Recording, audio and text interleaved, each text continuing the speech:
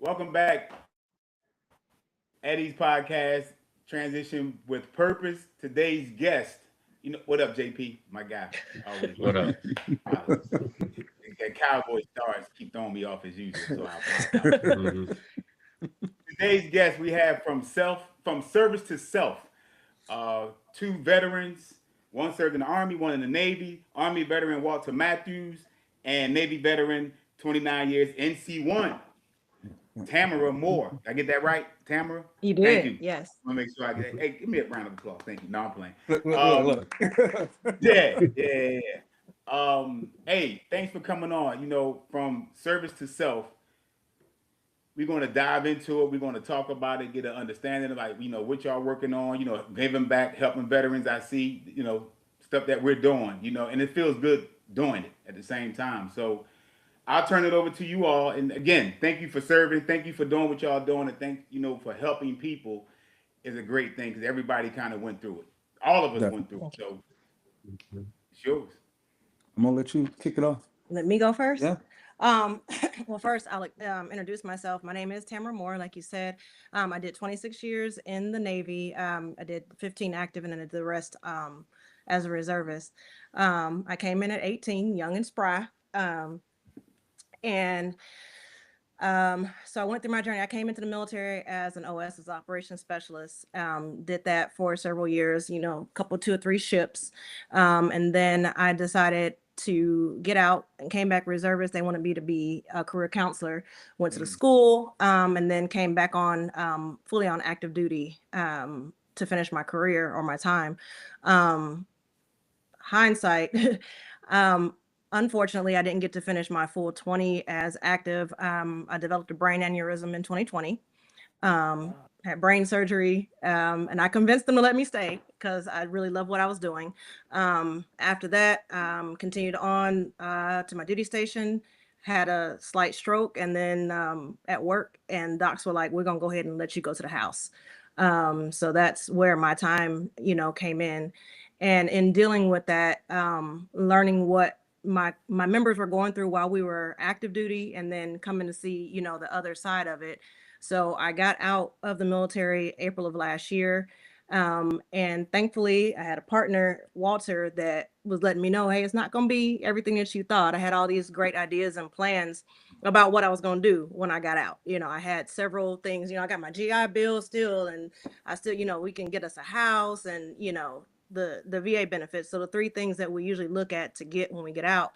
And once the movers did the final move and everything, and I was still on my high from the military. And once that settled down and we put everything away, and I was like, uh, my phone kind of dry. Nobody's Yeah. calling NC1. Nobody needs nothing. I don't have to do anything. And the depression set in. So Walter and I ended up having several conversations and collaborated and realizing that there are a lot of veterans out that are feeling the same thing, and the ones that are getting ready to separate, giving them the knowledge outside to say, hey, this is potentially what you're going to go through. And then we started our TikTok page, and the massive amounts of veterans that are saying, we do miss the camaraderie, which is the biggest thing that we see, and setting them a place to do that. And then I'll discuss more about service to self in a second. Yeah, so Walter Matthews here, U.S. Army vet. As I tell everybody, it was a whisper in the wind. I didn't go directly in right after high school. I actually went to college. I went to Loyola University in New Orleans, got a bachelor's of science in computer engineering focused on cybersecurity. And so that was before cybersecurity was a real big thing. But because it was coming down the pike, I was like, that's where the money's going to be at. And so that's what I went for. Later decided to go in and join the Army. And I wanted to do it from the dirt up. I grew up, I was in a military academy coming up as a kid, godparents, decorated drill sergeants in the Army. So they sort of persuaded my movement of what branch, right? So Right, it was right, like, right. Yeah. It's but a no-brainer. Where you going? it was a Yeah. no-brainer. Look, Yeah. as a matter of fact, I got threatened that if I didn't go, there would be some issues. So there's gonna be some issues. So, but went in. I was in for a little bit.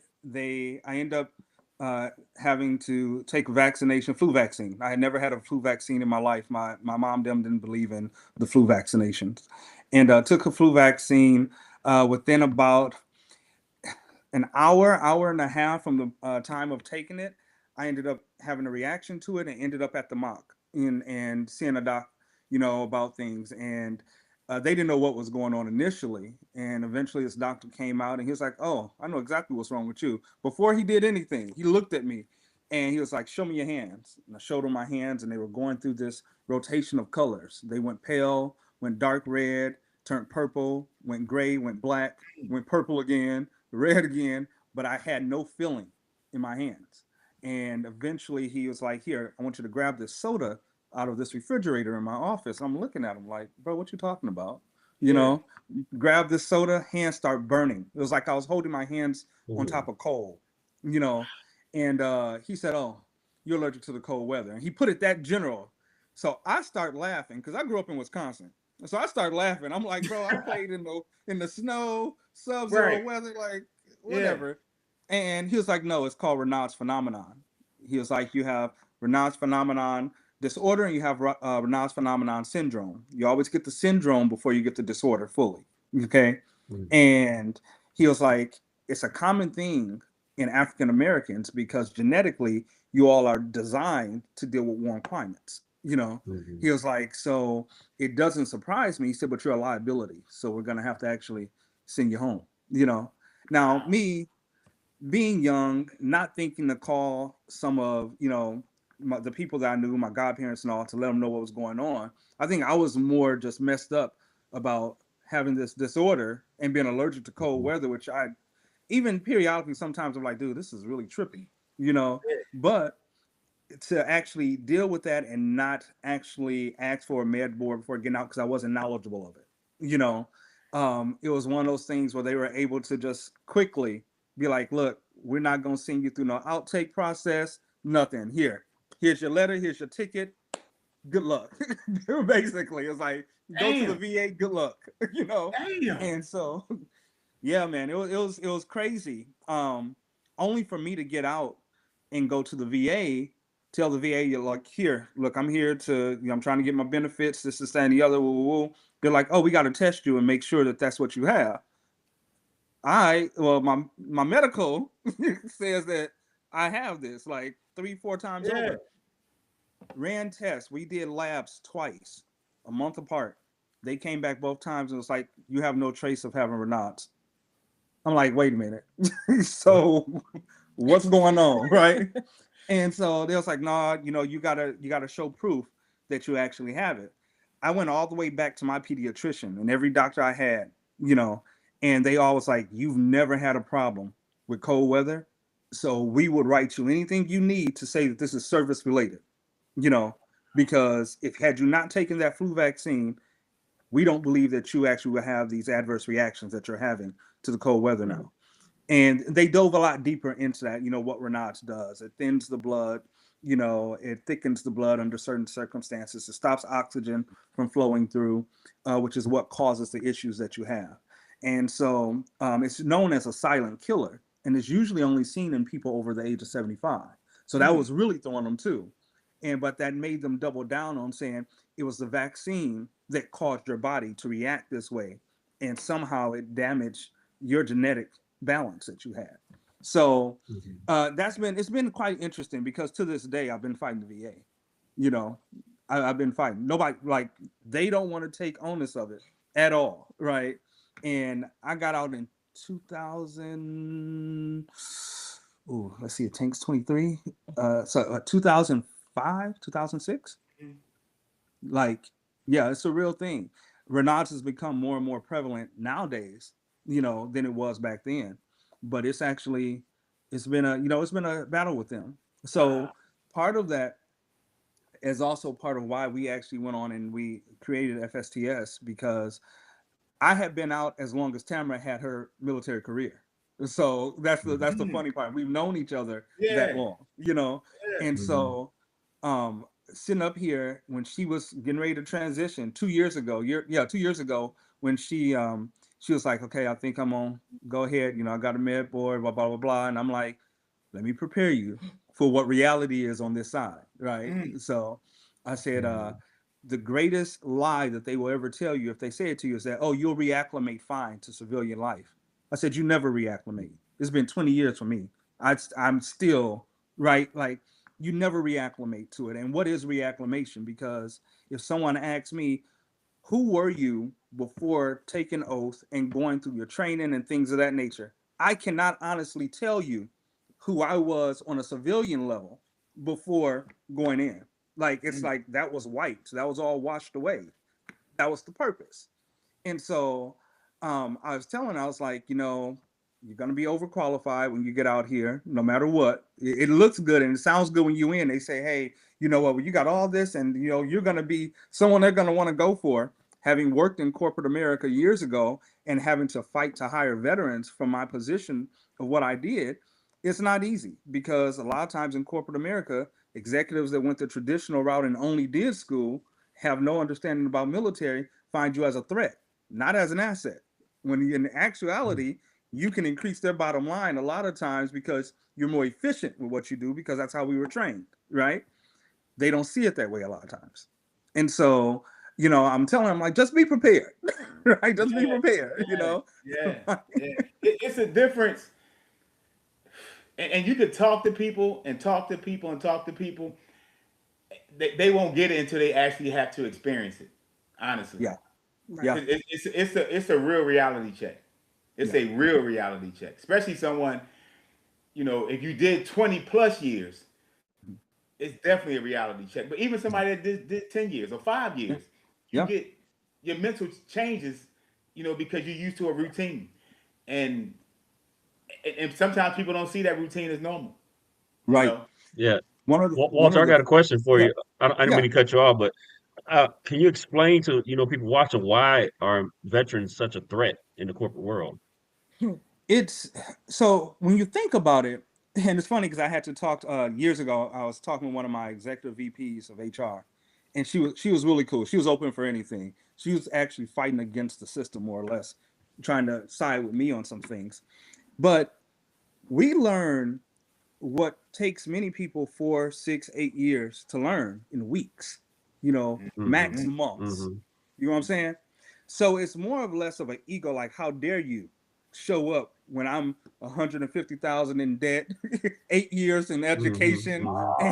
and you right like so it's more or less of that. How dare mm, you take to them a shortcut, not understanding the toll emotionally, physically, everything on you that being in the service actually does have. And I remember watching my godmother, who was a drill sergeant, 25 years, is sergeant first class drill sergeant in the U.S. Army, right? And she was Jamaican on top of that. And on top of that, she was DEA. She was a nurse. She's passed on, so I can share all this now with y'all. But she was yeah, DEA. She was a nurse. She was a master fitness trainer in the Army. So she had all these accolades, and watching her real time fight for her position in the corporate world versus how she was just well respected in the military, right? mm, Hmm. And Hmm. it was always that it was a threat that you actually think because you wear a uniform that you are better than us. And that's not really Hmm. it.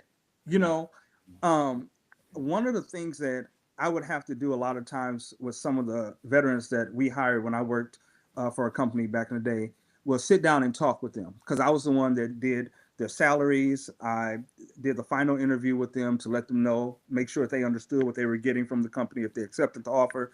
And I'd be like, look, I Hmm. see that you serve. Let me holler at you for a second, like off the record. Okay. And my first question would be, what are you looking to get if you get this job or you take this offer? Like, what mm, is your goal? Right. mm. And if they're like, oh, I'm going to work my way up, I want to eventually become a VP, this, that, and the other. Okay.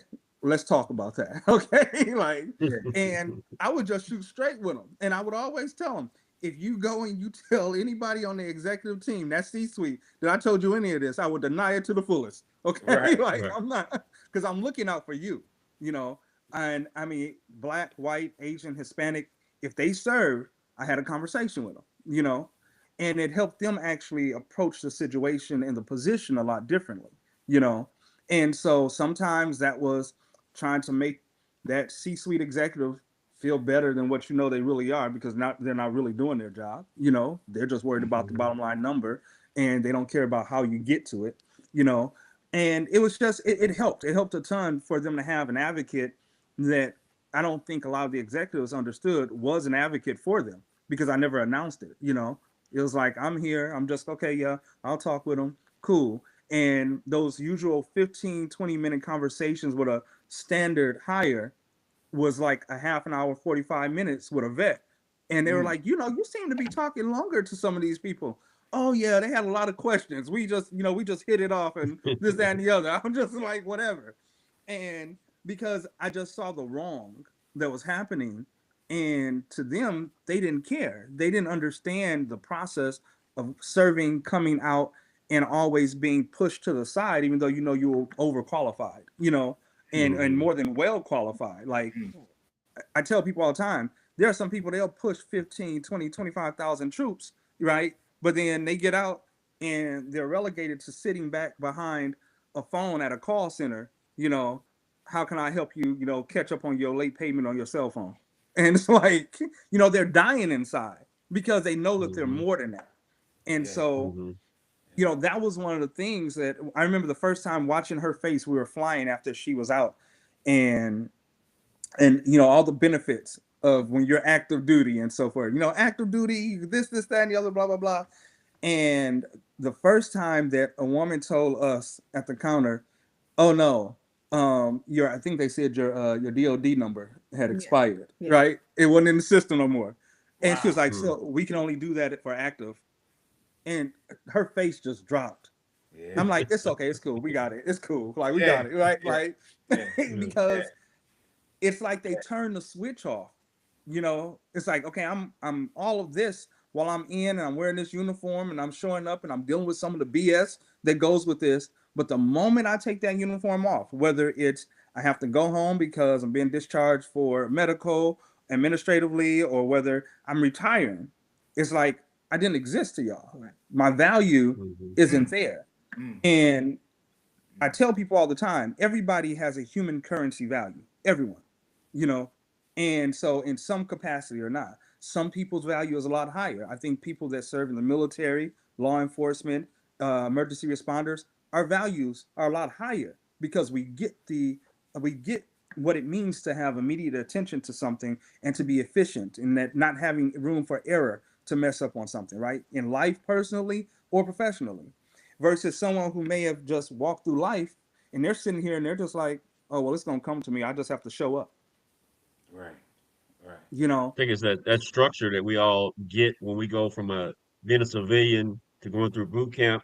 That structure, when we get 6 to 8 weeks, you're already in the institutionalized, you know, from that structure. And that's what I think that's one of the biggest threats right there. You walk in with this structure, you showing up on time, and the civilian people are, you know, I wouldn't say civilian people, are just people that didn't serve.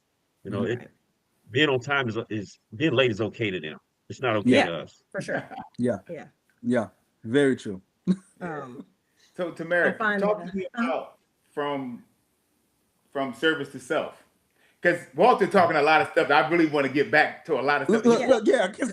I definitely want to get back to a lot of stuff that you spoke about. But talk to me about, from service to self. So, you know, to his point, like, building it out was very interesting. To his point, when at my last command, I was at Millington, the Reserve Center at Millington, as their, you know, command career counselor. I was also the semio. I was also sapper. I was also DAPA. So I had, you know, those 3 billets, which you would think on a resume, they'd be like, oh, you know, you got all that. And I did, you know, I had my master, you know, went through TAPS class, get your master resume, and then get your resume that, you know, tailors to the job and whatever. Only to find out, like, I just put my resume out there and I did get some hits back, but when they interviewed, they're like, oh, we'll get back to you, you know. And I've been in interviews where the person has said, you are more qualified than me, and I'm the manager. And I'm like, I don't know what to tell you about that. I just want to be a checker at Walmart, maybe, you know, a greeter, you know, whatever.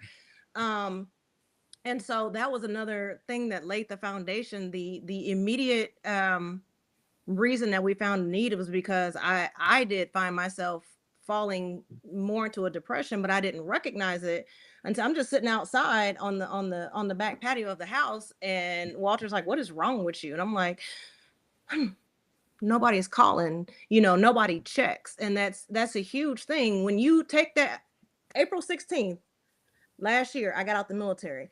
April 16th from until today, nobody has called and is like, "How is your transition going?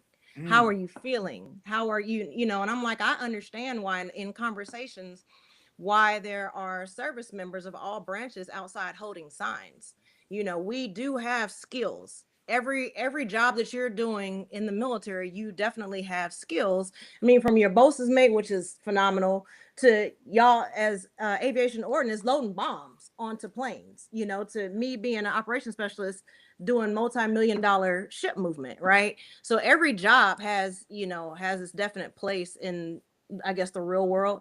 But finding out, one, I miss my shipmates. I miss the camaraderie. I miss going on the base, sitting down to chow with them, talking in a language. And I feel like we have our own language in the military that nobody else is Mhm. gonna, Roger that. What are you talking about? Or stand by, or, the kind of stuff that we say. Speed so fast. Right. And it's you're out in the world, and they're just looking at you. And it was very disheartening, and I'm like, okay, I gotta suck it up, suck it up, get it together. And finding out that there's not really any sucking it up, because there's no community for the military members. I mean, TAP is an amazing program, right? It gives you how to deal with your life once you get out, on a certain level. What it does not touch on is, how are you feeling? You very quite possibly may be depressed. For as much as I was like, what, they're getting on my nerves, I think I am ready to go home. I Yeah. wasn't ready to go home, Mhm. and Mm. um it was, you see the same people every day. You ain't got to worry about what to put on. You don't have to, you have your job. You know what you're going to do. It's a regiment that you're going through every single day. And once that is snatched from you, and again, I joined the military when I was 18 years old. I'm 47. I got out last year. So again, a very, very long career. And I was like, okay, we need to look at establishing. At first it was like establish some kind of program to bring people in and just have a conversation, and build out different things that we can talk to them. What are the key points that we hear veterans say? And which is why we developed the TikTok page. And it blew up. It was ridiculous. And reading some of the comments, and then realizing it's not just mental health. It's we Yeah. can't find a job out here, even though we are well overqualified, and we don't have the same perks that we have anymore. From your free baggage to we don't know how to deal with the VA, to we don't know about our education, to even something as simple as the survivor benefits. And the information is definitely out there, but it's like it's kept under lock and key somewhat. And we're missing out on hundreds of millions of probably billions of dollars that are set aside for us.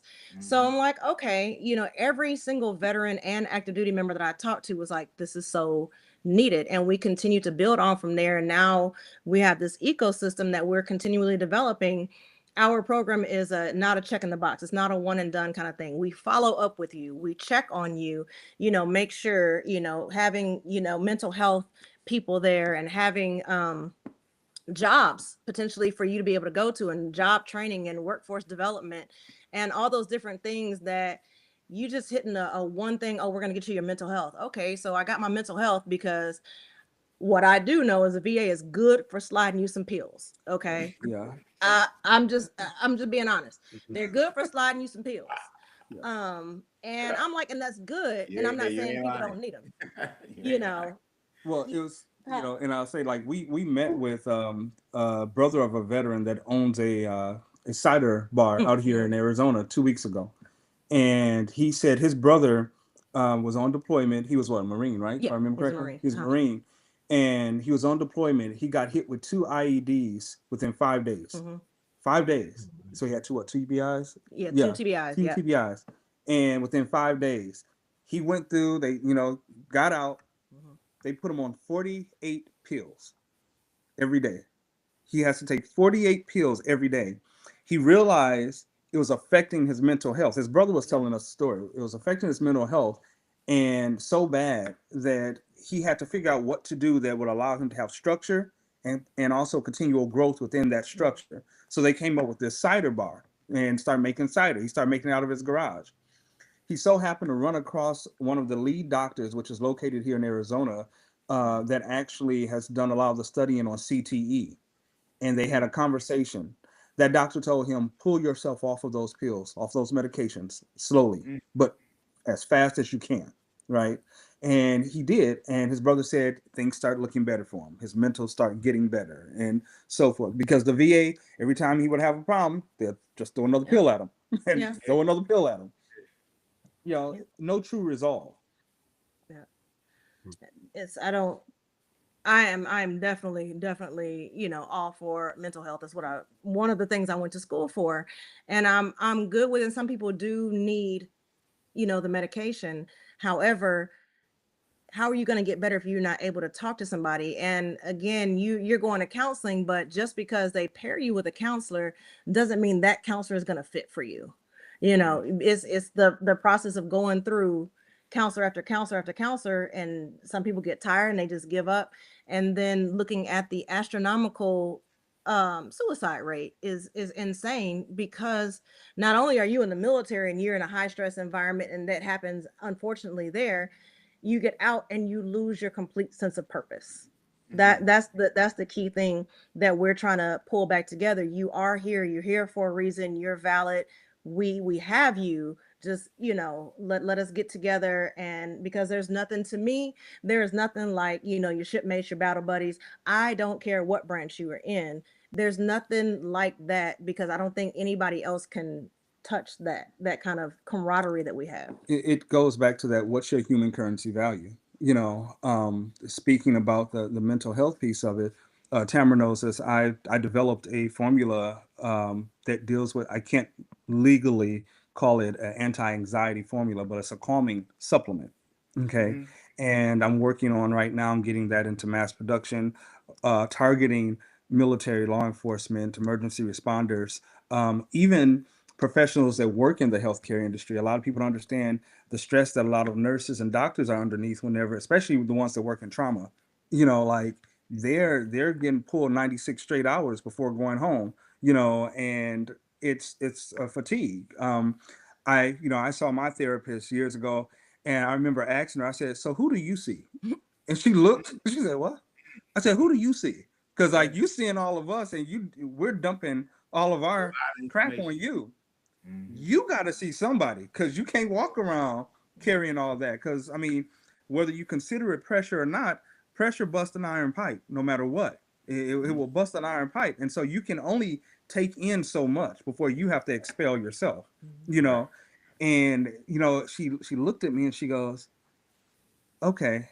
And that's all she said was okay. And she made a note. And I'm like, it was probably, I need to go see a therapist. Like, it was Right, like, right, right. Most therapists do have a therapist yeah, because, like yeah, you said, they receiving a lot of information, and that's just Yeah. like any E6 and above in any military, any you name one, they receive a lot of information from Yeah. just sailors, or service members' personal business. It's the Yeah. same Yeah. concept. Like you getting all this information, you feed over years, you getting all this information, and you still have a relationship with these people. So Yeah. yeah, that information sticks with you, and it's Yeah, like, for sure. who are you talking to? I'm receiving all this information, but am I talking to someone? Just to right, kind of get it right, out. But our mindset at the time is like, oh, I can't do that. Not me. You know, yeah, I'm strong enough to hold it. And you still got personal things going on yourself right, Right, for right. sure. dealing with. Yeah. That was So one of the go things when ahead. I got out, that was what I was sort of dealing with. It's like, damn, I was in the military academy all my life. My godparents are drill sergeants. They all knew I was built for it. Like I had a plan. My plan was go in, go through basic, become, work my way up to become a drill, right? Become a warrant officer and sit, and I'll be good. Just do 20, maybe 24, 25. I'm good, right? I didn't want to go any higher than warrant officer, right? but I wanted to get that hat because my godparents were all drill sergeants. Mhm. So I thought that was like one thing I understood was that they were the backbone of the military, right? Like, so it's like I want that and then become a warrant officer, right? Mm. Whenever they told me, well, you're a liability, that was probably more crushing than realizing I had this disorder. It was like, you're a liability. Like, wait, what? What? Mhm. You Yeah. know? Yeah. And you get What you out, talking about? Like what you talking about, Willis? Like what? right? Right.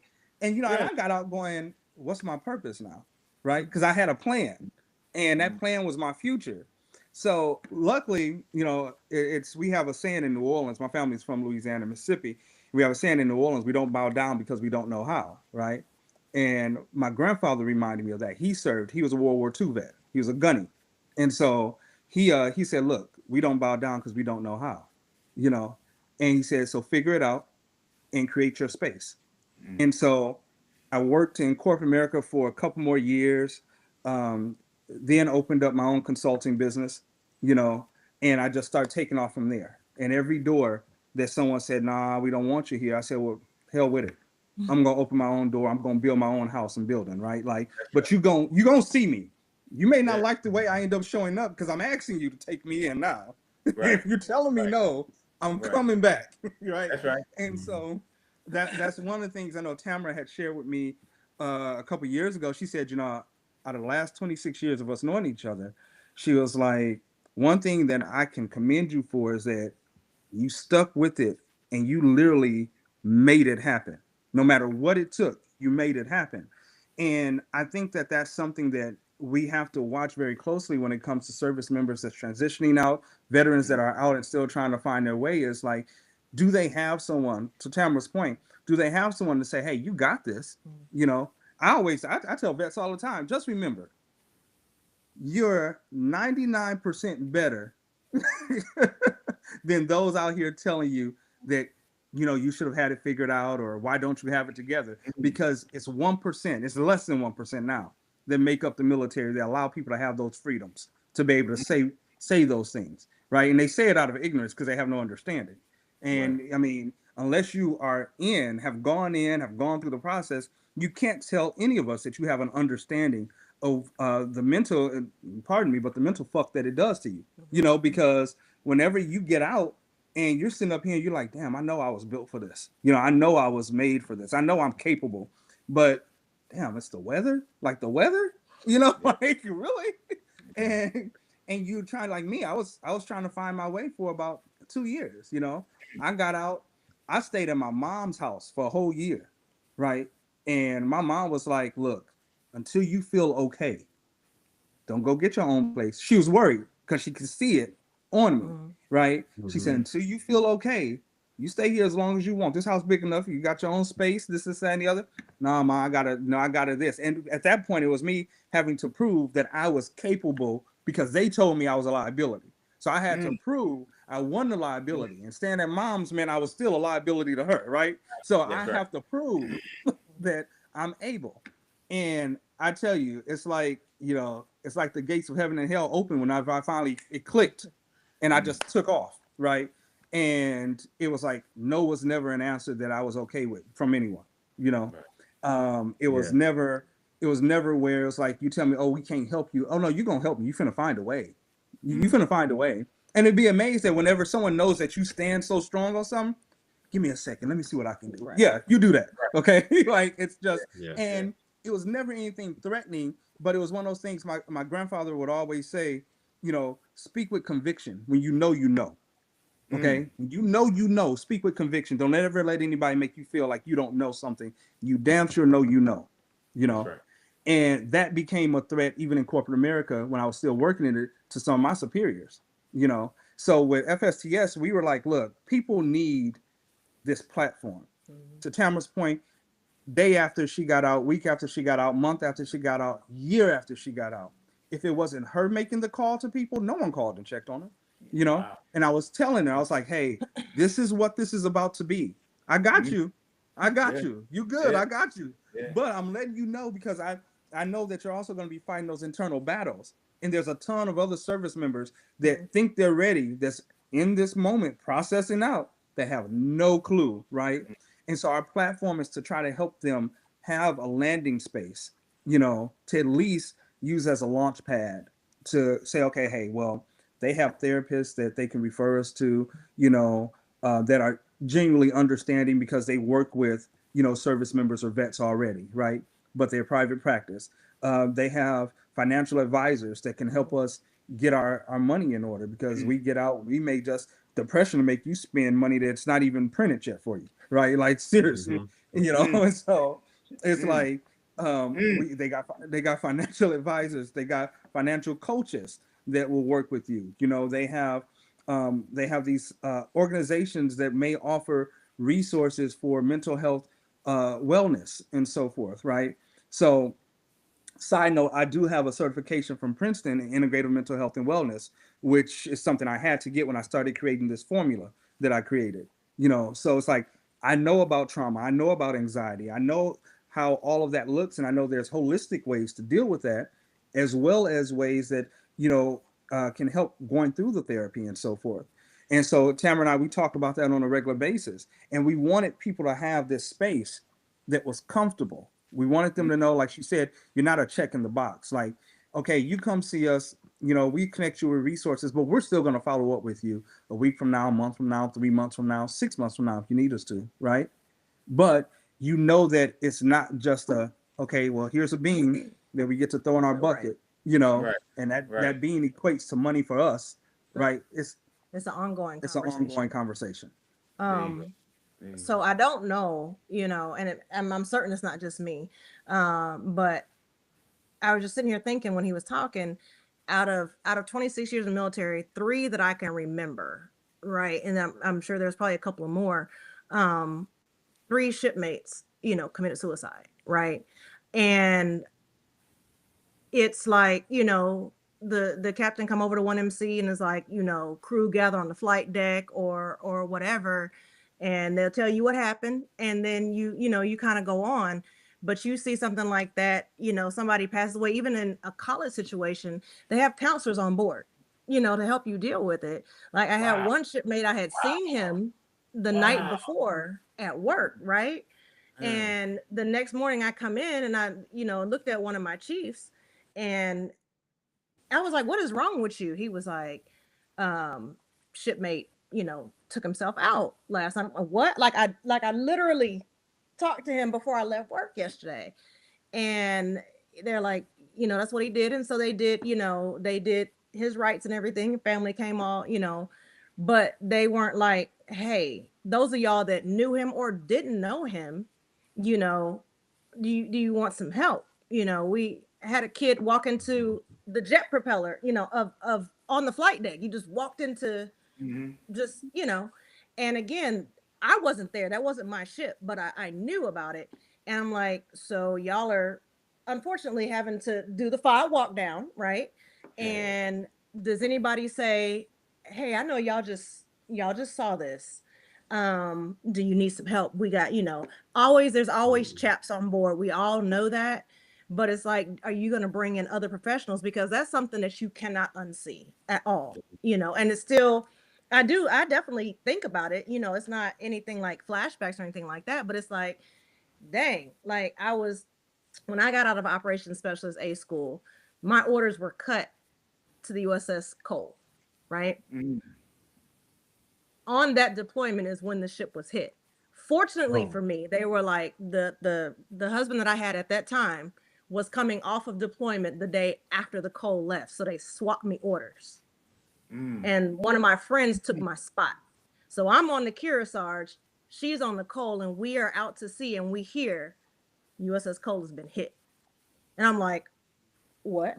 You know, and again, there's nobody that's like, hey, we got somebody for you to talk to, or what do you need? Can you take a minute? Because we're underway. So you're rolling. You don't have time to even process that. So that was part of me, and it's been going on for the last year, like downloading all of the things that I saw, and Mm. that, you know, that's not something that you sit at dinner and have a conversation with somebody, No. right? And it's like I really I really saw that. Like my neighbor at that time was on the coal. I saw him come home and I'm seeing him cut up and burned up. And I'm just like, I had friends on that ship, you know, and I'm just like, there's something that you have to unpack, you know, Mm, and mm, there's nobody. You got school shootings, you got counselors, you got, you know, college stuff, you got counselors, you for counselors for everything else. But we're looking at this stuff real life. Like somebody I just talked to, my shipmate yeah, just yeah, took themselves out. right. Yeah. And that's a real big thing. And to her point, you have counselors for everything else. I mean, I worked in death care 4 years. We had counselors for the families grieving someone they knew had passed on, even when they had planned for it, right? And I always found it interesting how the military isn't so they're not proactive at all on that. Oh, You it know, reacts on everything, of it's course. very For reactive, sure. Yeah, and it's one of those things where I'm like, dang, if we can provide counseling for dead folk, and that's exactly how I looked at it. If we can provide that counseling for dead folk, why can't we provide it for those of us that's still here having to deal with it? You know, it's a major problem, and again, we hope to offer those things to service members, veterans, their families, their neighbors, right? Because that vet that you saw go to work every day, because that's how people look at it. Oh, they went to work. If not, they go on the base, they went to work. That vet you saw in that uniform going in every day and coming home every day, once they leave, once they transition out, is not the same veteran you're going to see moving forward. no. There's too many internal battles Hmm. that are going on. To Tamara's point, the unpacking of everything you saw over your career, right? Not including what you have to deal with on a day to day and regular civilian life on top of all that, right? So you're trying to unpack these trauma points. Yeah, that stuff don't ever. It doesn't never stop. It doesn't Yeah. stop. Yeah, The- it doesn't stop at all. And that's one of the things that I don't think that there's a real connection to the fact that you have this unpacking over here, but this continual daily operation of life over here. You're literally living two lives, Right. right? yeah. So they always talk about double lives, right? Anyone in the military lives a double life because you can't bring that home and deal with your family if you have a family. Mhm. You can't go to holiday with family and just sit around, and when they going, oh, so how's things going with you? And to Tal's point, if you're on the USS Colon and you experience that, or someone that experienced, you can't just talk to your family about that. They don't get it, you No, know. no. And so I remember calling and talking to her sometimes when I worked in death care, and she was like, "Dude, I don't like, like, I don't get it. Like, to me, over my career, I buried 384 loved ones of family members, right? I could tell you about every last one of them because I invested in each one because I understood the issue with it. And on top of already dealing with my own stuff, fighting the VA and the military still, right? I'm working in death care. I walked over a classmate from high school's grave. I didn't even know I had died. Right? He was buried at the Wow. cemetery I was at, and I'm walking out trying to find this grave for this family, and I'm like, oh shit, that's Cedric. Damn, that's Mm. Cedric. Like, and it hit, because we ran track together. We did, and I'm like, damn, my boy dead. Like, Yeah. so you're dealing with life on two spectrums when you're in. And then when you're coming out, now you're dealing with what you've bottled up all that time you served in with what's presently coming at you every single day on top of the depression, on top of the Mm. letdown, on top Mm. of, on top of, on top of, right? And it's like, who gives you that break to say, it's okay, we're going to bookmark this here for you, right? And let you know how we can make this better for you. At least try to ease a little bit of the pain, ease a little bit of the misunderstanding, because you're trying to figure it out yourself. You know, it's not easy. It, yeah, I'm just sitting here thinking about, being in the military and seeing so much and doing so much all the time. We don't have time to self-reflect on all the amazing things that we do throughout the day, throughout our career, and we might just focus on all the bad stuff, and that could, Yeah. lead someone down a dark path, and it just need to Hmm. be reminded that you did a lot of amazing things when you did serve, because I know I worked on the flight deck. I forgot which day it was because Right. everything is moving so fast, and I'm sure it's like that in every branch. You do so much in a day because it's continuous, especially when you deploy. Yeah. There is no days off, so you're continuously doing Right. stuff. You have to remind yourself all the amazing stuff you do, whether it's physical or mental, or because you got to take care of your junior sailors who leaving home for the first time. They don't Yeah. understand it, if this is normal or is this is not normal. They don't Mhm. understand. Imagine those sailors on the coal on their first deployment, and that happened. They're like, "Is this going to happen on my next ship?" They Right. just never know. Right. So yeah, my point was just we have to reflect on all the amazing things we do because we when we have time to do that when we're active, we don't. Right. Man. I know for certain when it hit me like, so when you say you was on the flight deck and you ain't know what day, I could always hold what day it was when you heard stand by for evening prayer. Okay, we finna cycle to the next day. Whenever you heard Chap say that, I'm like, Hmm. oh, okay. That and knowing when you got surf and turf that y'all was gonna be extended out in that water. You Oh Yeah. knew yes, oh that. yes. You knew that, like, wait a minute. Yeah. And Crew, You uh-uh. you better enjoy it. Yeah. Yep. Yeah.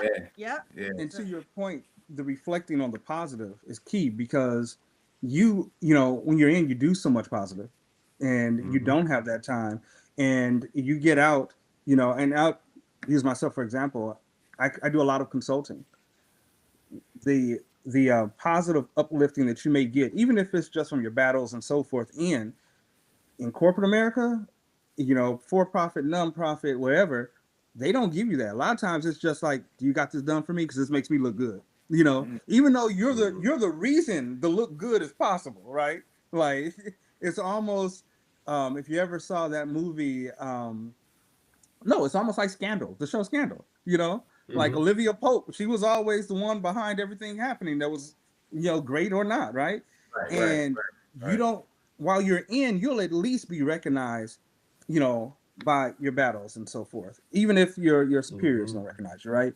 When you get out, it's like every man for himself. So we have to have time to reflect on what we did good. And the sad part is that the bad, the dark, is always easier to reflect on than the Hmm. positive things. And sometimes you need someone next to you saying, "Hey, bro, don't forget, you did this, you did that. And if it wasn't for you, we wouldn't have gotten this in, right?" Like, and Right. so forth and so on.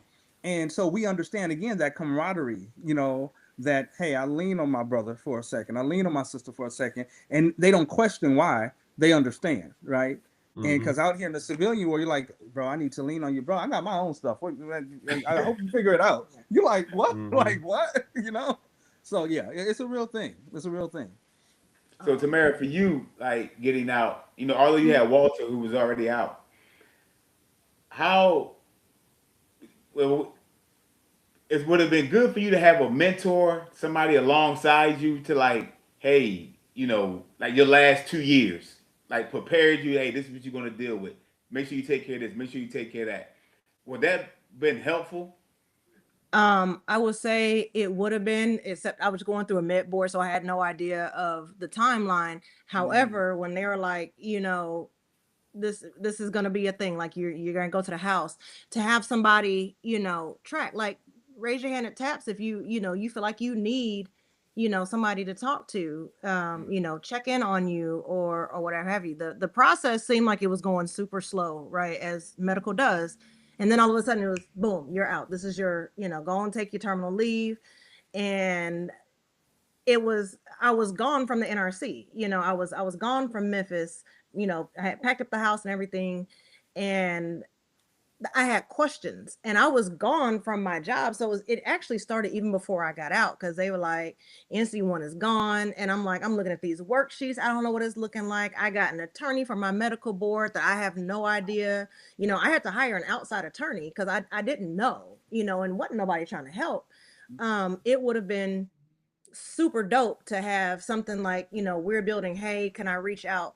I found a guy, and his name is Michael King, that deals with all of the disability things, and he has so many people in his group that deal with it. I'm like, God, I wish I had have known you before, I got out, because I mean, he's a retired Army chaplain, and he takes his time and explains it. I'm like, we need this, And he doesn't charge you he anything. doesn't He charge you. doesn't charge you anything. Yeah. He says if it's on your heart to do something whenever you get your Yep. benefits, then you can. But Can. he's like, I'm not looking for anything. He's Yep. literally doing it out of goodwill.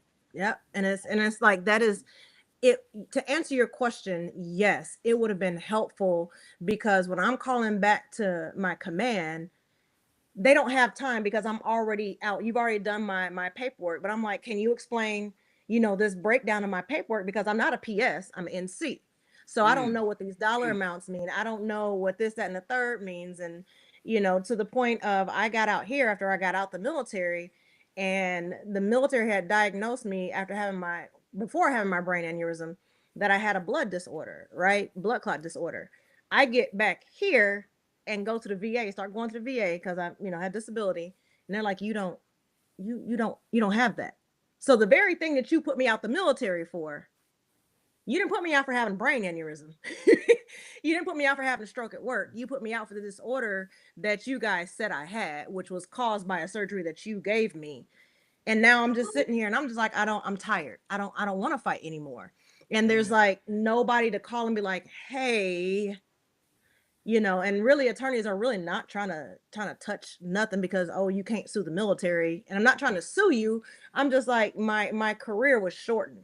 I wanted my full 20. So you shortened my career by 5 years. Yes, I still have reserve retirement. I want that active retirement, Yeah, it's a difference. Lord knows. Yeah, Yeah. for sure. Yeah. For sure. But there's nobody, and that's what we're trying to gather together. Like, okay, what are the questions you guys have? What are you looking for? What kind of stability are you looking for? Because absolutely. And even the person that is setting up for retirement, right? And my chief, senior chiefs, first classes, whatever, came in and they were finna retire. And we had our check sheet of what to do and made sure, you did your tap class. And that's when SkillBridge was just coming online. So it was a mess, but we'll make sure you can get over there in the SkillBridge. And that was it. There was I never called my sailors. Like I wanted to. And I'm like, how are they doing? And I wouldn't have known anything unless they came back in. And again, it's something that we hear a lot. Like nobody. I posed a question on one of the TikTok posts and I said, who checked on you when you got out the military? Nobody. Nobody.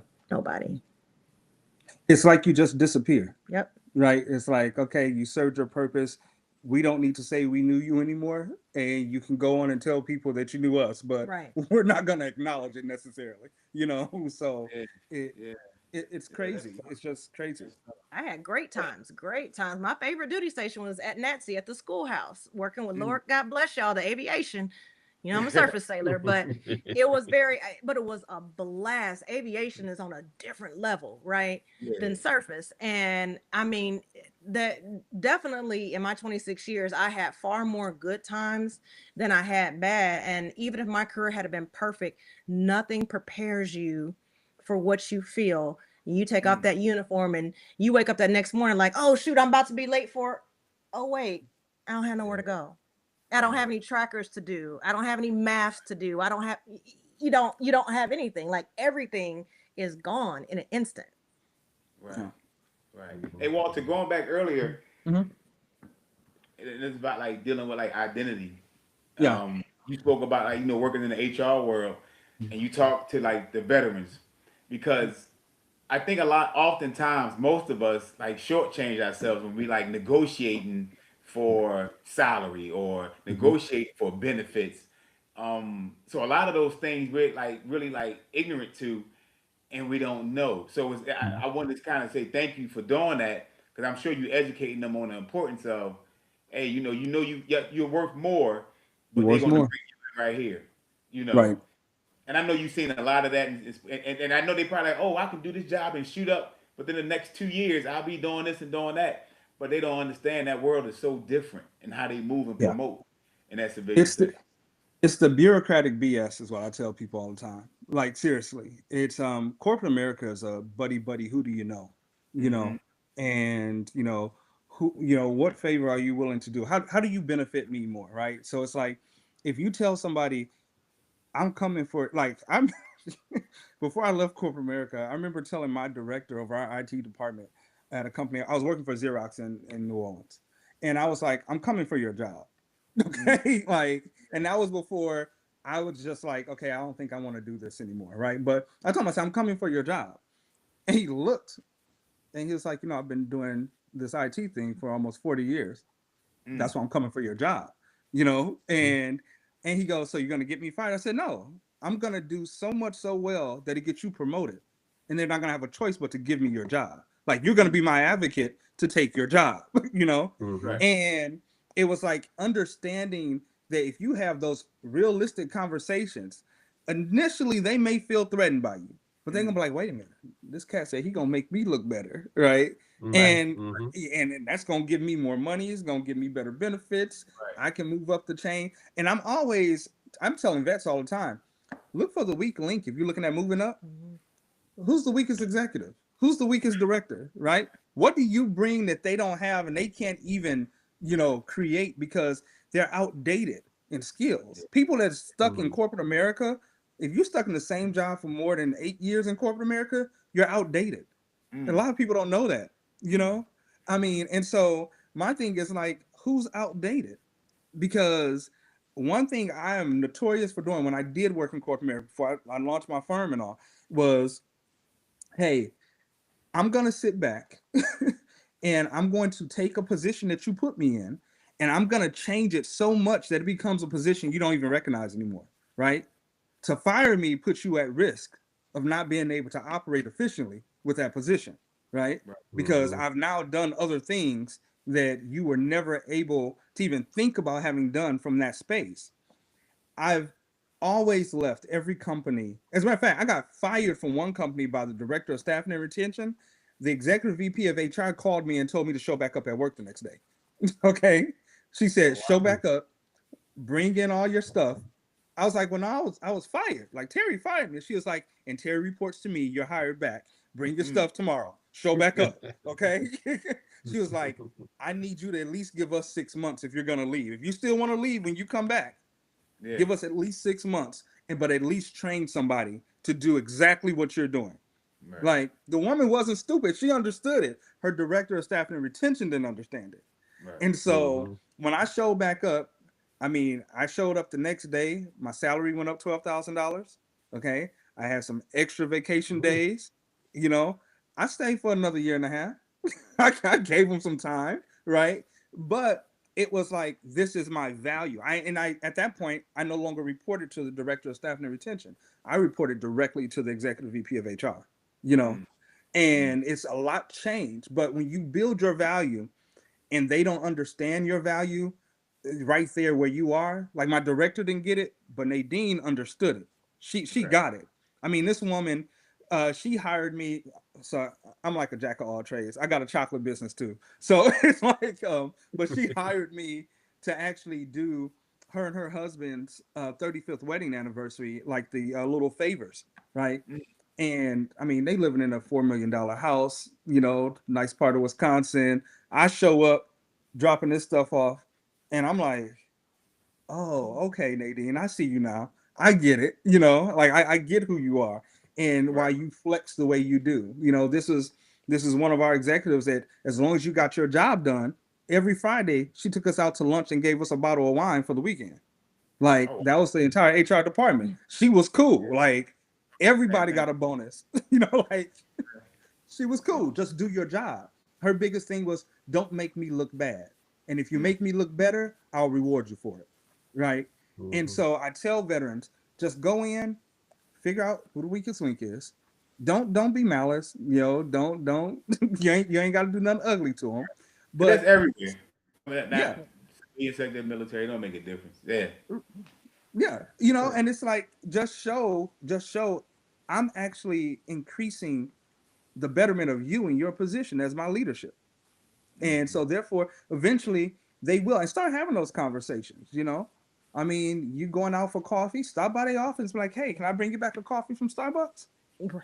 Even if they say no 20 times, the 21st time, more likely they can be like, yeah, sure. And then they're gonna want you to sit in the office with them whenever you bring it back and have a conversation. Right. Right? And just learning. Get get Yeah. get them to realize you're not a threat. As a matter of fact, you're an asset. You're an asset that they can't just go and find off of, LinkedIn, back in the day, monster.com, any of those. Like, let them know, like, I'm an asset that has been forged from something that you just don't find. Like, it has to come from a certain system Yeah. in order Right. for you to get this in here. We were trained to do that. Is Yeah. as attention to detail, keep your head on a swivel. So we're easily able to identify that kind of stuff going on. It does not take most veterans very long to identify, oh, I'm coming for you type situation. Yeah. Yeah. I got a question for both And of I you. know. Because you're both Go ahead, man. I'm educated. sorry. Did you utilize your VA benefits toward education? Good question. Good. So, short answer, yes. Um, the first place I went was Johnson and Wales University, so culinary arts. Oh, wow, okay. And then I went on for. Let me tell you something. I did have two children at that time. And then I went on to do psychology. And when I tell you I used up everything but a month, okay, of my benefits, and that was the GI Hmm. Bill. And with Illinois Hmm. giving when Illinois given the Illinois Veterans Grant, all that money came into my pocket. Praise God. Then um, they messed around and switched it to post 9/11. They fooled around and gave me a whole extra year, and I'll go ahead and take that. And then so I used everything but my month, and um, come to find out with the being 100% PNT, I messed around and went VRE. So now I'm Hmm. in the VRE program, and they're gonna give you the same, especially with having. They were like, if you have 1 day left, we will pay you the post 9/11 rate. Solid, I'll take that. And then on top of that, What is my children VRE? get that. What is Huh? VRE? What is VRE? Uh, Vocational. vocational rehabilitation and employment, I want to say it is. Okay. Yeah, chapter Um, 31. Chapter yeah, so 31. they're training you. So they'll train you to go and do work, or they'll allow you to go to back to school, and work. So the process is you sign up for it on the VA website. They'll call you. You have to sit through their onboarding kind of thing, and then the VA rep will call you back, and then they'll have a discussion, and you guys will develop your plan as to what they're going to approve you to go and do. And the guy was like, I think you should go HR. And I was like, whatever you feel like I should do, friend. And so they're Yeah. gonna go ahead and pay that. And then again, on top of that, my children will get, your children and your spouse get, their school paid for under the DEA. And Chapter what is it? 35. Yeah, chapter Yeah. 35. Yeah, and I can't remember what the acronym is for, but I'm like, it's solid. I mean, again, there's great things, there. But yeah, so it's kind of a double dip kind of situation. And then out here in Arizona, which there are several states like Texas, you are still going to be able to go to school for free, right? Because you are a veteran, and so all the state schools are free. So on top of that, so you're stacking benefits on top of benefits. And so obviously there's no tuition assistance, which right before I left they brought to the reserves. And I was like, oh, okay. um Oh. but yeah, So, yeah. so Mm. multiple educational benefits. And when I tell you I'm gonna exhaust every last penny I can do underwater basket weaving, whatever you need me to do. I got you. I got you. Because it's there. And again, I don't want nobody, I don't want to leave nothing on the table. Okay. No. So No. get Hmm. your benefits. Speaking on that, I was talking to a family member of mine, and she was like, I'm gonna go, I'm thinking about going back to school. And I was like, okay. She's like, but I gotta pay for it. And I was like, hey, wasn't your dad in the military? Yeah. Didn't he retire? Yeah. Wasn't he disabled? Yeah. At least 30%. Yeah. I'm gonna need you to check into that DA, because even though he is passed on, you are still his child. I need you to check and see if you can get your school paid for, which probably at least a portion of your school you can get paid for. And the craziest part, my oldest daughter is in the military. Mm-hmm. And I talked to the VA, and they were like, oh yeah, she's gonna have her benefits, but also because mom is 100% PNT, she gets your DEA. And I'm like, wait, Really? she's an officer, right? My daughter's a whole pilot. And they're like, but when she comes out the military, she can still use your benefits and her post 9/11 benefits. And if she gets disabled, and I'm like, Wow. okay, So people okay. have to Hmm. be aware of that. I went to school before going in, so I mean out here, even like with the VRNE, I think I was telling you, they told Mm, me we have a school out here called Sonoran Desert Institute.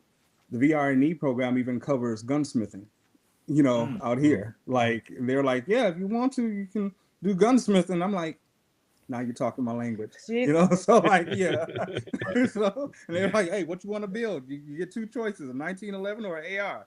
Yeah, now we're really talking, you know. So, but it's like, Insanity. you know, it does cover, and I think again to Tamara's point, to stack those benefits is actually really beneficial. I know in Wisconsin, state school is free, you know, so if you serve, your kids can go to school free there. You can go to school through the UW system there. Yeah. Texas, as we talked about, is Yeah. the best place to Yeah. be a veteran. You know, I think Arizona's second or third, you know, behind that, Yeah. you know. Another little nugget, just to throw it out there. And I learned it going through career counselor school. And, you know, that people will tell you, you know, if you're married to your military member and your military member passes on, as long as you don't get remarried, you know, you can have your benefits. And I was like, okay. And so I have a family member that was married to someone that passed away in the Vietnam War, right? Mm. And so she got remarried again, and come to find out, once you hit a certain age, you can go ahead and collect those benefits again from the deceased So husband. they would stop once you remarry. Correct. But if you continue to hit a certain age while you still married, your benefits come back. Yeah. Yep. Wow. So that's one of the, I can't remember, I didn't write it down, but I know that's one of the things that I had put on my page. And it's like I want to say it's like 56, but I don't want to misquote, but Yeah. I think it is. yeah, you Yeah. can pick those benefits back up. And I was like, hey, real quick, let me let you know. You can pick those benefits back up. Yeah. And again, it's something that, you know, all you hear is, oh, well, if you get remarried, everything cuts off. I'm like, that's not Yeah.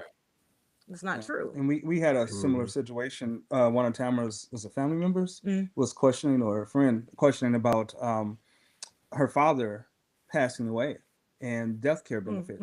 You know, and so again, me having worked in death care for a number of years, she was asking, well, can we use my dad's, you know, military benefits to cremate him?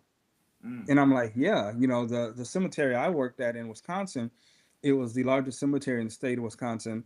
We actually, our VA cemeteries actually filled up. They're all full. They're just waiting for the people to die to fill up the spaces, right? But they've been already designated. And so what happened was that Wisconsin Memorial Park said, well, we're going to offer the veterans a space here. Wisconsin Memorial Park's 316 acres of land, right? And so we built two mausoleums when I was there for nothing but veterans, and we allocated about 200 grave spots for veterans, like their own Really? section, right? Yeah. And a And so mausoleum? yeah, mausoleum. And so what happened was that they just recently finished their third and fourth mausoleums for vets. And the thing was that we honored what you got from the military to go towards your cost. And if you just wanted a straight burial or placement as if you were at one of the national cemeteries, we would do that too. We have certain crypts and certain graves allocated just for that. If you didn't want to pay any extra, if you didn't want your family to pay any extra. When it came to the cremations, we did the same thing. Hey, the body shows up, you'll get this type of urn. We'll handle the service. If your family wants an urn that's above a certain amount, they just pay the difference. But I mean, it was like you start seeing private cemeteries even offer that. Funeral homes aren't so willing, you know. Yeah. Yeah. But the cemeteries, we get it because that's your final space. We got so popular with it, we started having veterans coming, going, I want my condo to be all the way at the top facing the east, you know. And it's like, and you know, they made a joke out of it. You know, it was like, hey, we're gonna end up here, you know, one day. And a lot of them were worried about, well, where am I gonna go if I can't go into one of the national cemeteries? You Right. know, where am I gonna go? Because I want to be around my brethren, right? And we allowed them to be buried with their spouses as well. You know, like that was fine. And so we did a lot to sort of offer that, but also to educate a lot of the family members and the veterans on, hey, we can still take your benefits here. You know, we've worked with the VA, we've worked with the national cemeteries, and we will honor you the same way. You got the full go. Like it was It was no different than if you were to go to a national cemetery and make your arrangements. You know, we had a individual that worked at the cemetery that did nothing but work with the veterans about getting their benefits, make sure everything was good, you know, and so forth. And so they would come see one of us, which were family service counselors, and then we'll have them sit down with the specialist, and they would go through everything with them. You know, so it was solid. Because people don't know they have to register for that national cemetery, and Yeah, it's best to do it early rather yeah, than having your family members have to go through that whole process. Right. 'Cause you can do it at any yeah, time. They'll send you a letter in the mail, and I actually have mhm, it. yeah, Um, if I choose to be buried there, at mhm, least Hmm. it'll be there. Not saying Right. I am, but it'll at least Yeah. be there. So, but it's a lot. Even those benefits that they don't speak about a lot, but it's Hmm. important. You know that yeah. death. The burial. You know when you pass away, like do you choose to go to a national cemetery Mhm, or that mausoleum thing is not pretty dope? But I mean, yeah, yeah. Yeah. but Yeah. just those things, is and that's why I say about the VA benefits as a whole. It's so Hmm. it's large, Mhm, Yeah. and we just chipping away and just learning and learning and learning as much as we can about it, because they have a lot of programs that are helpful to mhm. veterans. No matter how long you served, a Right, year, 6 months, or whatever, you qualify to the VA, you are entitled to Hmm. all those benefits. right. Yeah. So yeah, and again, we're learning as we go along Yeah. because there's a lot of things that I'm learning, and I always Yeah. just put out as I know. Like I tell people, hey, make sure you submit your clothing allowance before August 1st. Yeah, That's out there. Um, Hmm. and that's just for like if you got back braces or Hmm. knee braces or using some type of cream. It's just so much mhm, Yeah. to it, along with the educational benefits, especially for us. We talked about the Rudisill Act. That piece that you just spoke mhm. about with the extra Right. 12 months. Those things are important. Mhm. Hmm. Just to get an extra 12 months of education and you can use it effectively, and they paying you to go to school. Like, come on, Right. They it's like work so they work so hard to suppress the information because they don't want to come up off of the benefit, you know. yeah, And that's the I think the difficult part sometimes to wrap your head around is like without hesitation, I raised my hand, I took an oath. mm-hmm. And Without hesitation. Without question. with Yes, all sir. hesitation, you are trying to prevent me from getting what to do, Hmm. right? And so not because I'm saying I deserve it. We talked to a gentleman named Dr. Stephen Crane, and he said, I don't tell people I deserve it because I served. I tell them I earned it Right. because I Earn. served, you Mm-hmm. know. And Mm-hmm. so for that, it's due to me, Hmm. you know. And again, I tell people 1%, like 1%, you know, and you have a whole country that has these freedoms because of 1%. One Hmm. percent. Yeah. Um, Yeah. mhm. Yeah. I let me see what other. Oh, I was thinking. So another thing that I mean, there's so many different jewels that I picked up, and I was like, let me put that in my pocket. What people don't know, because for like me, I came in 18, did my 8 years, got out, came back in two and some change later, and did the reserves, and then flipped to actually what used to be TAR, full time support. What One of the things that I learned actually working in Millington, which was super dope because PERS was right across the street, Mm. is that so if you're stacked time like that, there's you can push your date. So again, 26 years, but I'm getting the reserve retirement, but I didn't do straight reserve time, so a portion of my time gets pushed forward, my active duty time. I want to say the limiting date is like 2014, so anything before 2014 is not going to count.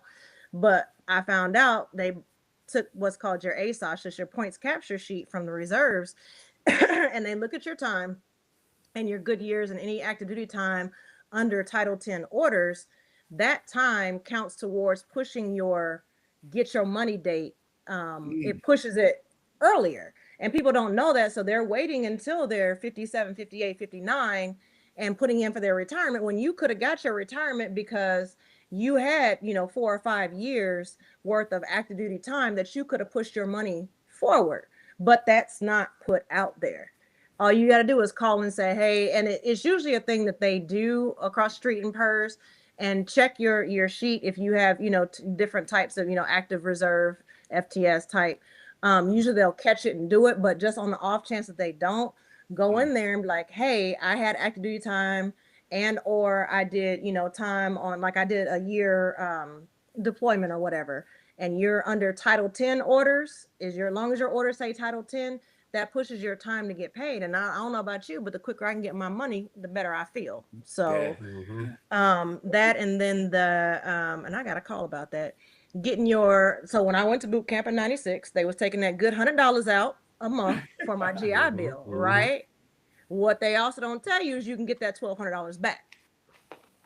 Really? Yeah. Look on the side. Either 1,200 or you get an extra 12 months.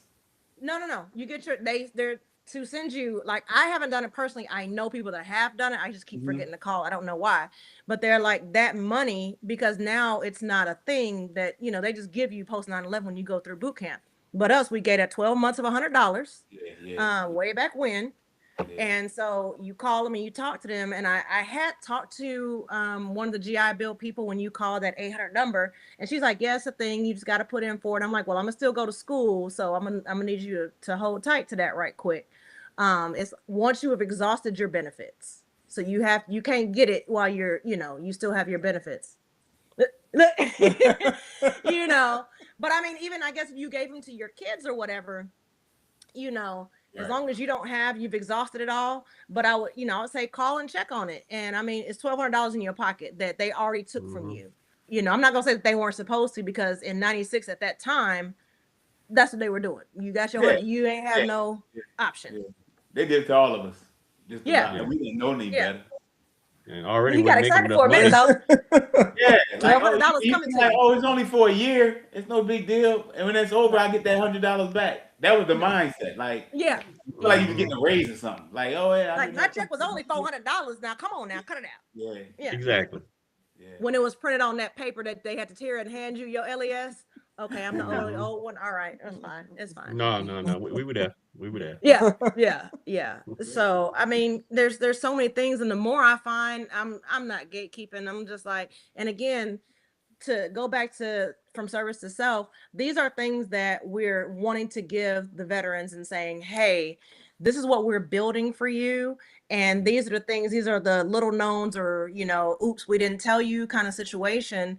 And even like the devices that medical can give you that you have to ask for, but you have to know about the program in order to get these things. Like, I got a TENS unit. And I was like, hey, doc, this is what's going on. She was like, well, we have prosthetics up here. We can get you a TENS unit. Sign me up. And I got it, and there's like red light there. But there's a lot of different things going on that the veterans don't know. The suicide number, how to get to the VA, things like that. But it's things that are extremely useful to us. And again, we're building an ecosystem of, even housing. Like, I have a cousin that separated from the Navy also, and he's working on getting veterans housing together and building that out, and getting, Walter deals with like HUD counseling and things like that. So again, any area that we could potentially touch and give information on, and not overburden the veteran that may already be overburdened, or just passing on information that will help you and build your life better, we earned it, so that's where we are with that. Even like the workforce development piece. So I know a lot about the housing sector as well, but I have a partner of mine. He's also an Army vet in Wisconsin. We have a drone academy and a drone business where our focus is to try to get service members that's transitioning out, veterans that's out, that have an interest in this technology, because as quiet as they're keeping it, even though they're throwing it in your face, they're not really telling you how important and how big it is and it's getting. But like, you learn how to, if you get licensed, like I'm a licensed UAS pilot through the FAA, right? So I fly remote, drones and things of that nature. A lot of people don't know you have to have a license to fly them and make money off of. They listen to you like, Yeah. I didn't know that was a thing. Even if you're trying to fly them as a hobby, you have to have a certificate called a trust certificate, right? Just to fly it as a hobby. Because if you don't have it, and let's say the drone it's a flyaway, right? And it ends up damaging something or going into an aircraft, because these drones, they can go well above 10,000 feet, okay? And it runs into an aircraft. Um, you're liable for that. That's $50,000 fine and potentially 7 to 10 years in jail, right? Wow. But if you don't know, you don't know. And so we have this drone business called Smart Drone Academy. We do trainings. We're working with companies and certain municipalities to even train some of their staff, to like use these drones to do flyovers for assessments of buildings that may have been damaged, or county parks, things of that nature, learning the navigation piece. And it's like, if you can get that skill underneath you, and now you can take that, you take this exam through the FAA, it's $175, but the average drone operator comes out making 2 to 250 an hour, okay, doing a project, or as they say, flying a mission.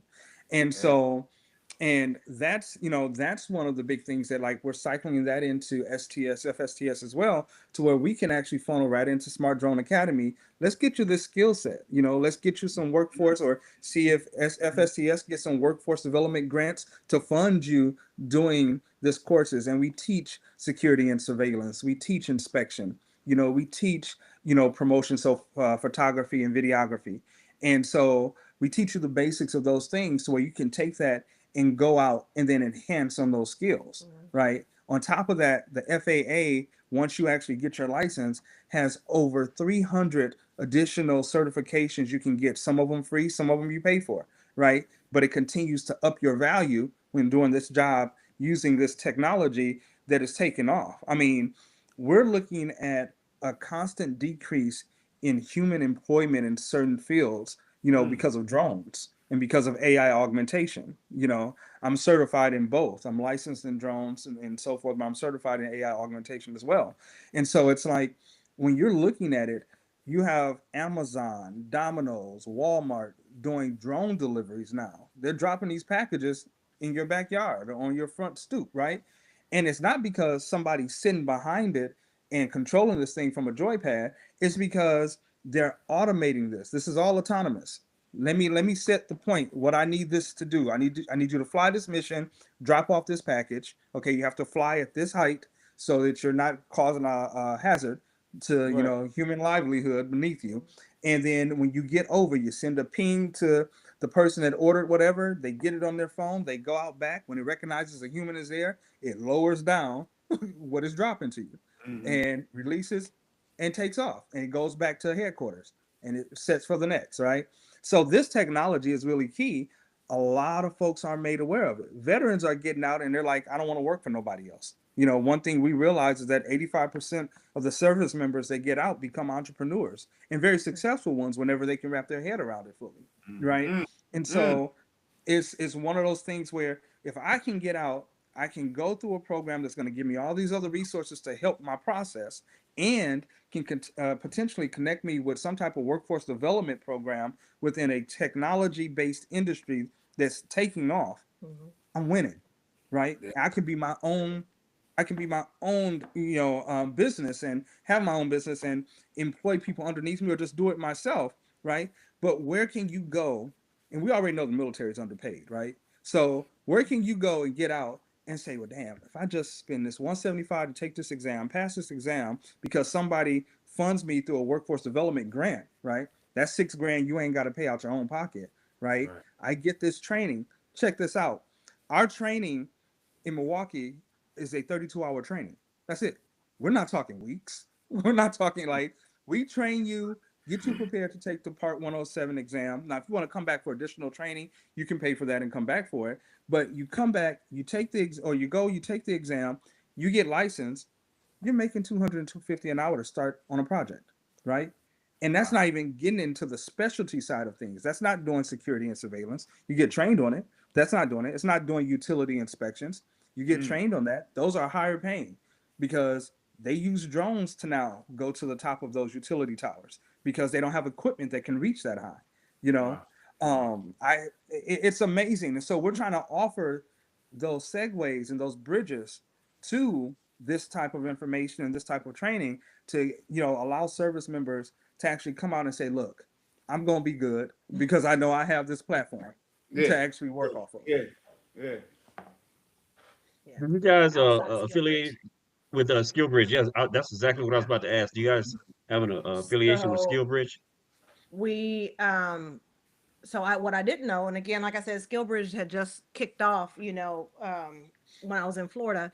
So they do offer the training, and anybody can, go in and sign up for it, how to get your business into Skillbridge and get, certified for that.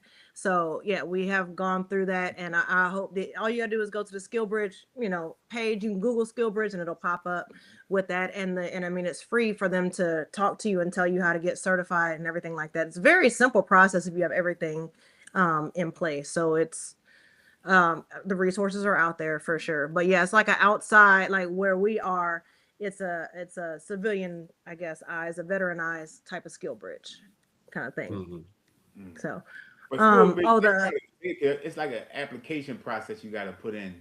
I think each year yes, they for got your a business. deadline for Uh-huh. Skillbridge. Yeah. Yeah, You know, that yeah. the company and the service member are both doing applications and making sure it's a fit. I mean, it's not a guaranteed job, but Yeah. especially if you're doing, the training, and then there's so many different, you can use your GI Bill for that kind of thing. You can use the VRE for that kind of thing. So again, it's as close to free as you can get, to be able to do that.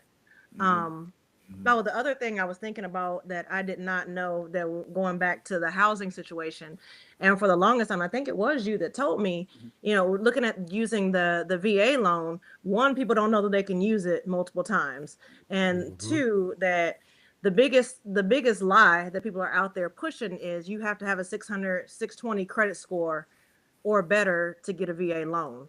And you don't. The thing is, with me working in housing, doing some of the housing I've done with a nonprofit in Milwaukee and a few other places across the country, is that one thing, and I was telling Tamara, I was like, you don't, it's a VA loan, it's guaranteed. Mhm. Like you're good. Like Right. there is no credit minimum.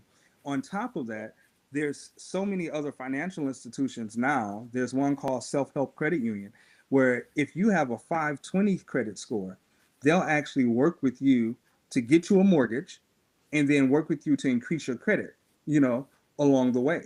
But they, like, their bread and butter is individuals that have under that 650, 620 credit score. They want you, if you're in the 500s, it works for them, and they're a full-fledged credit union. I mean, they're doing phenomenal work as well. And it's like, but if you're a service member, like, and you have your VA, just go apply, get your ducks in order, get your financials in order, and so forth. The credit side of it is something you really don't have to worry with, because your loan is guaranteed. Mhm. And that's like Tell that something else, story. like with like, but housing. Also, if you are a veteran and you have, rental properties or anything like that, the VA has a program called VASH, and you Mhm. can use your rental properties to help and assist those homeless veterans. You Uh-huh. get Oh a yeah. stipend every month, so it's automatic. But you have to go, it's like a Section H type Mhm. thing, but it's for for veterans to get them off off the street, and not necessarily off the street, because people think that you homeless don't necessarily mean you living on the street as a veteran. Right. Right. That don't Right. necessarily mean that, but there's programs that'll help you get a place to live, of your own. So just Yeah. Mhm. throwing that out there. Yeah. I'm gonna add that right on in there. I appreciate that. That is Take that in. that is a true thing. Yeah. And to your point, if you're homeless, it doesn't mean that you're on the street. I mean, you could be, again, when I got out and I was staying at my mom's house, I was technically homeless. Yeah, right, right. You would be And considered so, homeless. Mhm. yeah, You Yeah. I was absolutely correct. technically homeless. Yeah. Yeah. Yeah, And homeless there are veteran. You're so right. many, so many benefits out there. And it's like, they're like, do you have a place to lay your head right now? Mm. Yes.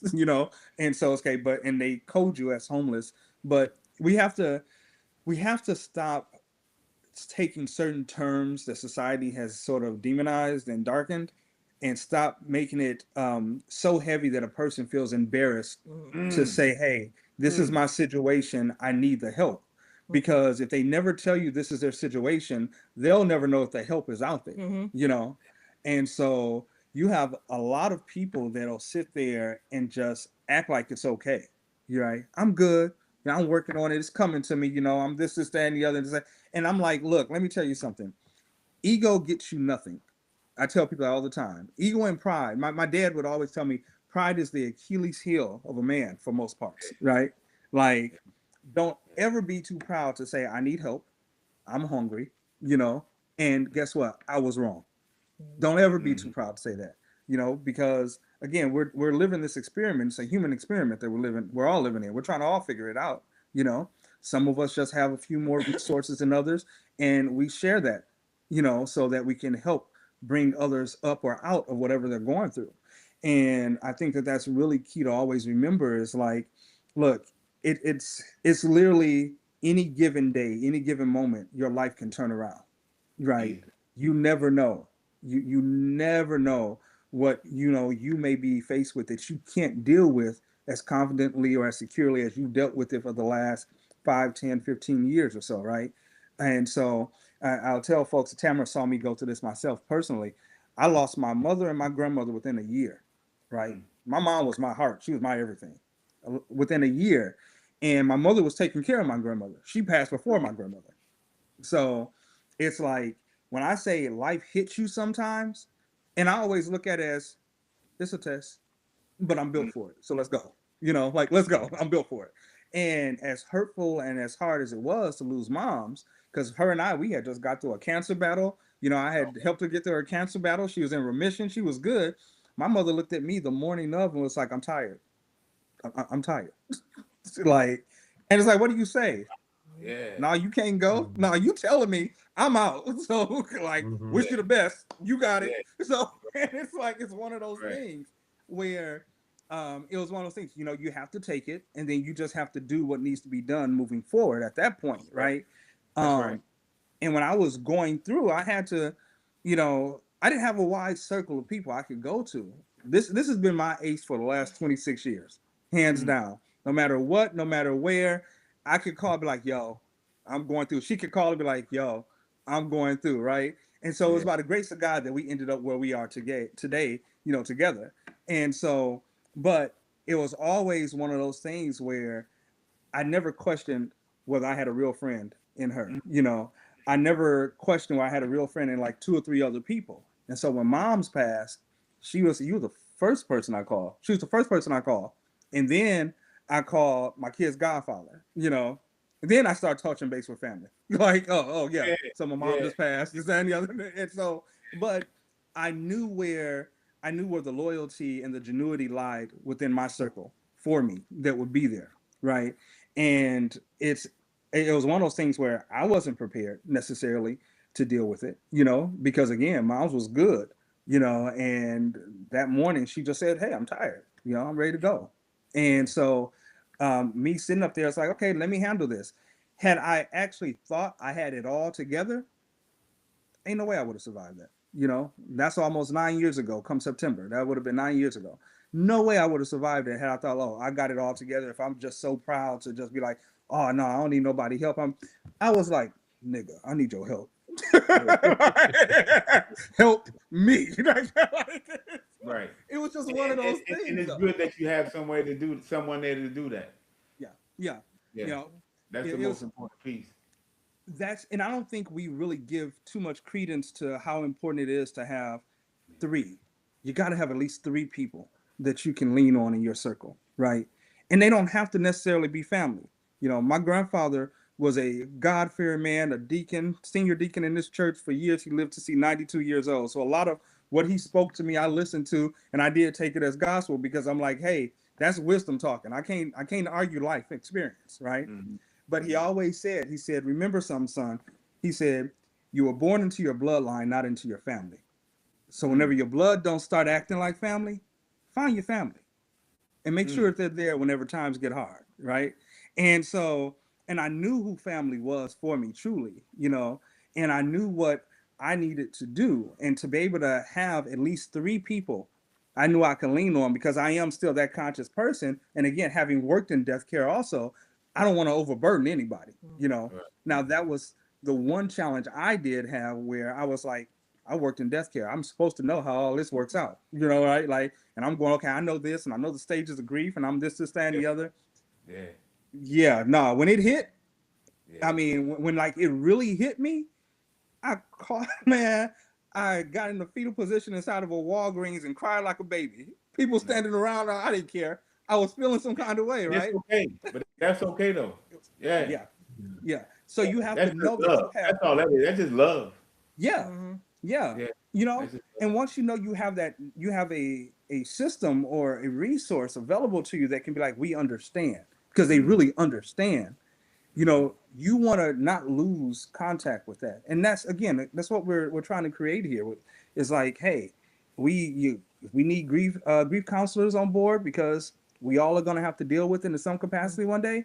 We got you. We're not going to be like, you know, you got some funeral homes. They come in, they get your money. They all nice, and we're sorry for your loss, and this, that, and the other. They get your money. You call them 2 days later, 3 days later. I've seen it firsthand, and you're like, hey, do y'all have a counselor I can talk to? Well, no. Prior to your service, we could have helped you with that, but we Mm, can recommend you to a doctor. mm, I don't need you. You're the funeral home. You deal with death every day. You right. should have a counselor for somebody to come and talk to you, right? And they deal with But money every day. Yeah. it was the money. It was all about the money, you know. Yeah, yeah. Yeah. So Yeah, we're you spoke hoping. about like circles. Like I always just think about like, should your circle be big or should your circle be small? You know, we often talk about, oh yeah, my circle got to be small and tight, and that's because we keep the ones close to us within that circle. Mm-hmm. Mhm. But should your circle be big? Because the bigger it is, the more that you can connect with people, possibly help people. But you got to watch who's within the circle too. Yeah. That's Yeah. That's the catch. Yeah. Yeah. yeah. Um, So that's what I'm saying. Should your circle be small or big? What you think? so I think for that, I would say both. And I would say you have your inner circle of your trusted couple, two or three or few. And then Uh, you have your larger, that people that you have commonalities with, people that you can mesh with, people that have the same value system that you do and can talk to you. And then you have the other circle outside of that of people that, you can, one hit wonders that you can answer you some questions or, business type of stuff. But definitely like my inner circle is tight. That's based off of how I've seen, because I mean, I have a very outgoing personality. I don't like people for real, but I can talk to people. Be honest with you. I can talk to a lot of different things. And if I don't know, I'm gonna tell you I don't know. yeah, yeah, But I call my mama all the time. yeah, I call my daddy when he want to act right, yeah. and then, you know, him.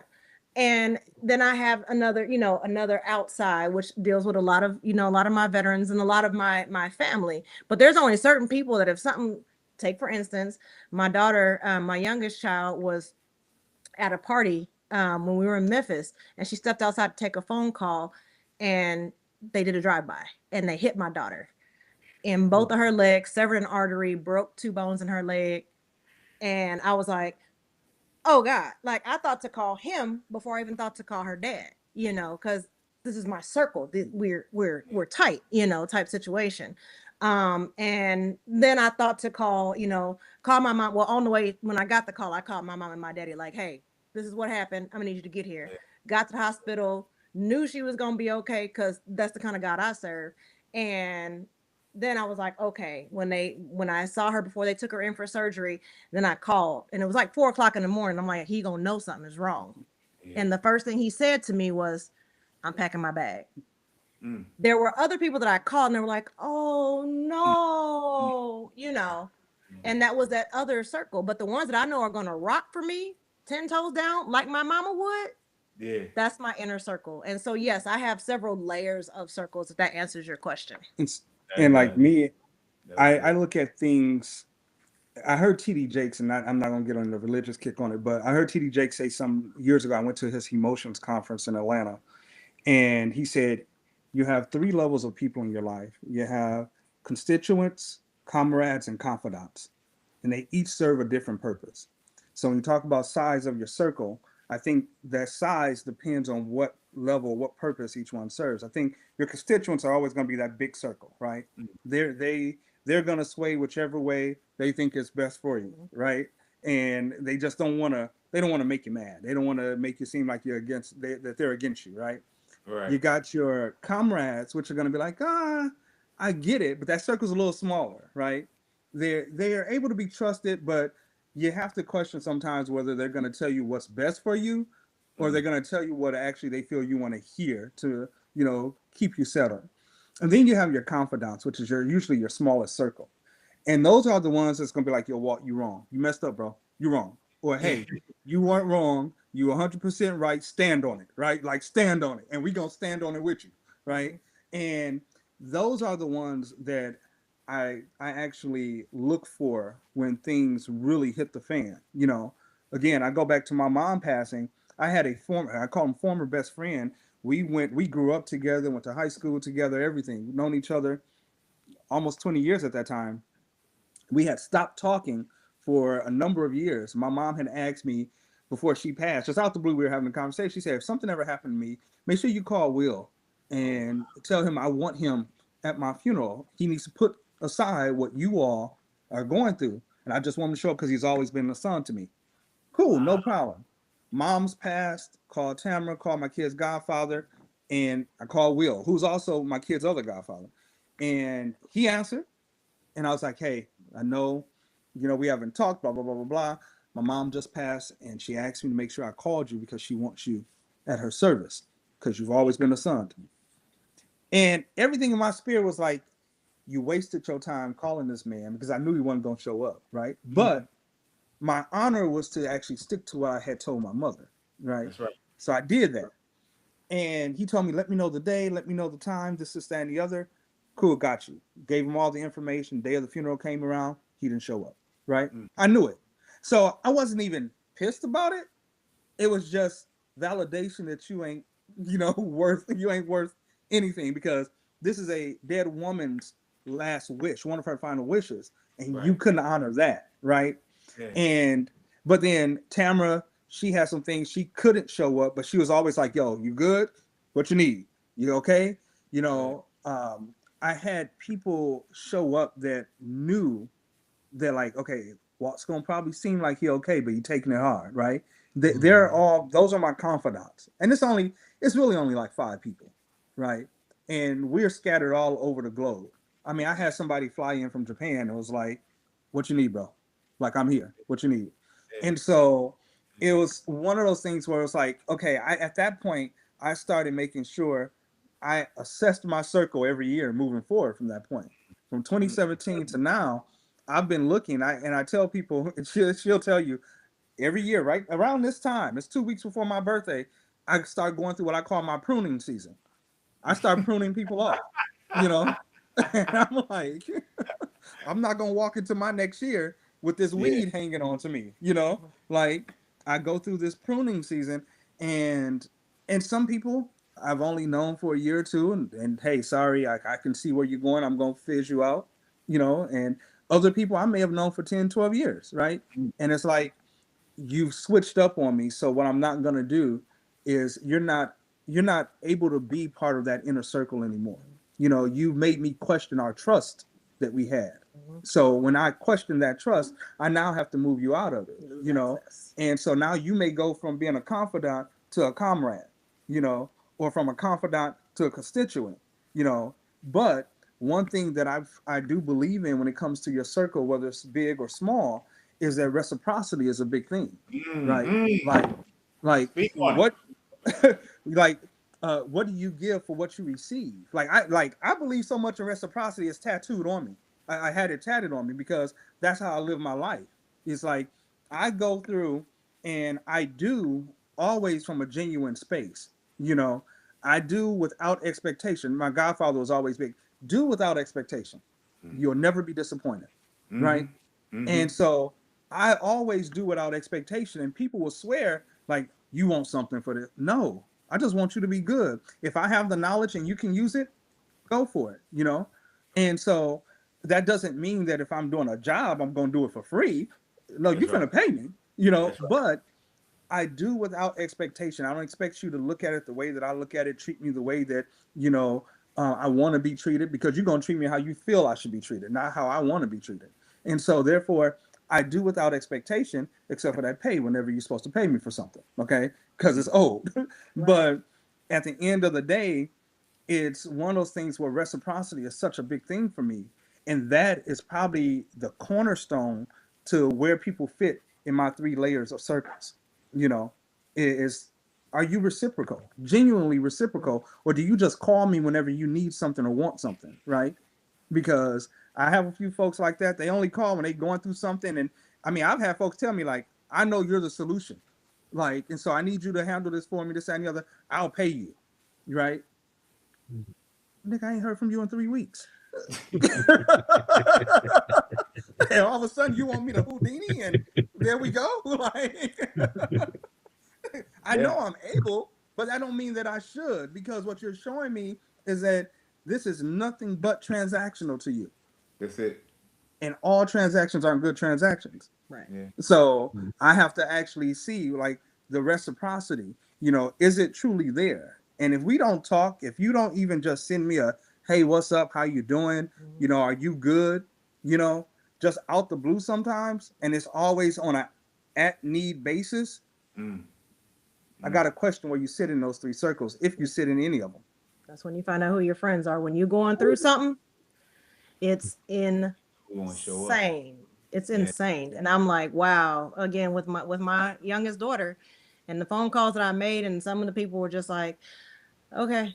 I'm like, oh, okay. Oh, like, man. but and I would still be there for you if something happened to your child, because it is, you don't know devastation like that until you, and my mama told me the same thing, because my sister had been in a rollover car accident several years ago.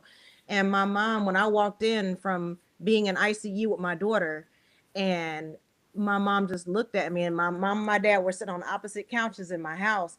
And my daddy was like, girl, what's going on with you? Why are you looking so sad? And my mom, in just her words, gave me the strength. She said, I know what she's going through. She's a mama. She knows. And I mean, it gave me the strength to break, because I'm military. I'm built Navy tough, like I can do this kind of situation. But then nothing like looking at your baby, when something like that happens.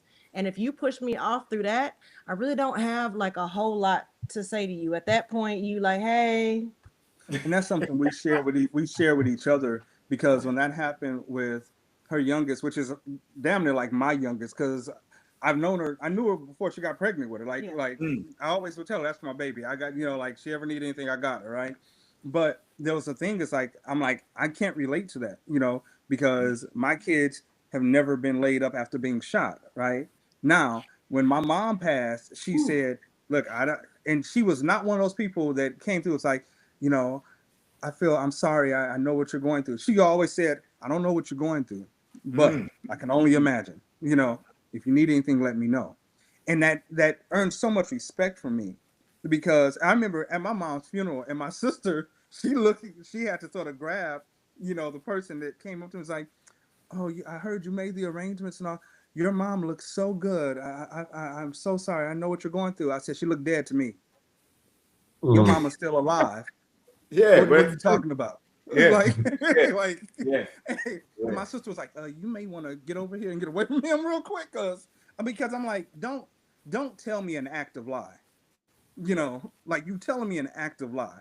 Your mama's still alive. My mama look dead. She don't look good at all. Ain't nothing good about that, right? And so if anything, just say, hey, I give you my condolences. I can take that and go on about your business, But it's one of those things where you have to have people that are showing up in their truth for you, no matter what. No doubt. No doubt. Hey, I just want to say thank y'all for coming through, blessing us.